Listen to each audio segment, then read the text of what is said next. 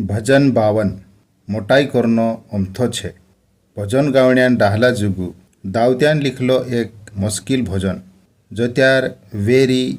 દો એગ્યુ જો એક એદોમી હતું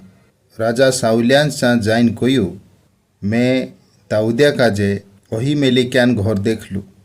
એ ડોખી તું કુહુરાઈ કોરીન મોટાઈ કાહા કરે તું ઓસુ કોસુ વિચાર કર શકે કી ભગવાનનો દયા જલમ મારે પર રહે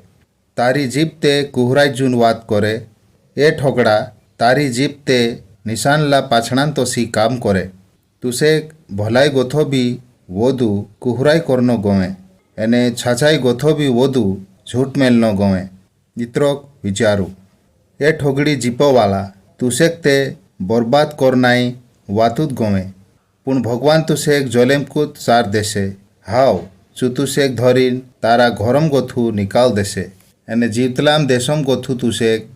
મૂલો ભેલ ઉખાલી નાક દેશે ઇત્રોક વિચારું તો ત્યાર ધર્મી યો દેખીને વહરાઈ જશે એને ઓસા કહોતા જાય તુસેક હસશે દેખું યો ચૂત માણસ છે જો ભગવાનો કાજે આપસું આશરું નહીં માન્યું પણ આપસા ઘણ છોટા ધનો પર ભરસું કર્યું એને આપસી બુરફાઈમાં ટોણકું હોતું ગયું